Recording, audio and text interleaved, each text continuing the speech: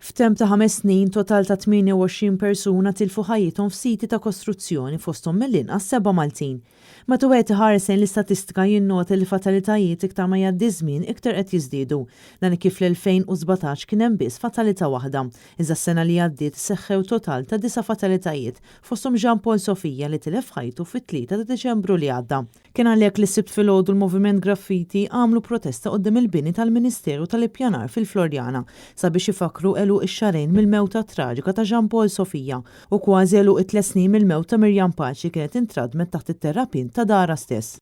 Il-kuġina ta' Jean Paul Maja Zammit qalet li sal-lum xarejn wara li seħħ l-inċident il-familja għadha mingħajr ebda tweġiba.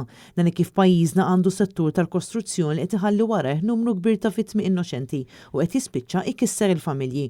Fil-preżenza tagħhom Jean Paul ma jappellat sabiex ikun hemm bidliet urġenti b'liġijiet b'saħħithom u infurzar effettiv pieni ħorox għal min ma jimxix ma' regolamenti. Apparti dan għandu jkun hemm titjib fl-istandards tas-sigurtà u ma tibqax tiddomina kultura ta' rejba għal flus.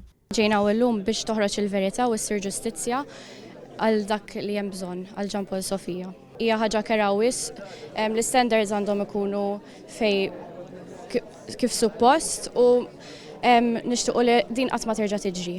Waqt l-istess attività tkellem ukoll Paul Vella, Iberita Vella, li kienet ukoll vittma tal-kostruzzjoni f'inċident li seħħ fid-dar tagħha stess f'April tas-sena 2000. Huwa saħaq li wara iktar minn 23 sena għadu ma sar xejn u l-affarijiet baqgħu prattikament kif kienu, fejn sal-lum għadhom ma nataw ebda kumpens għal mewt ta' ommhom. Dan fil-waqt l-awtoritajiet qegħdin ifarfru fuq ħaddieħor u ma tittieħed ebda azzjoni.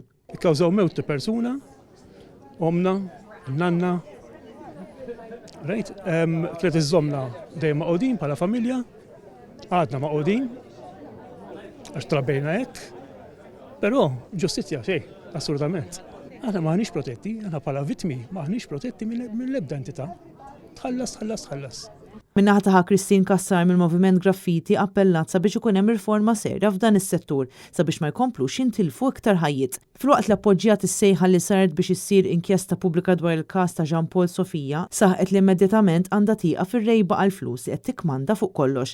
Dan kif matul l-10 snin li għaddew l-awtoritajiet ta' pajjiżna ippermettew li jkun hemm maratoni ta' bini bla rażan. Iktar kmieni din il-ġimgħa l-kap tal-Partit Nazzjonalista Bernard Grech insista li l-familja ta' Jean Paul Sofia għandha dritt tkun taf il-verità u ssir inkjesta pubblika.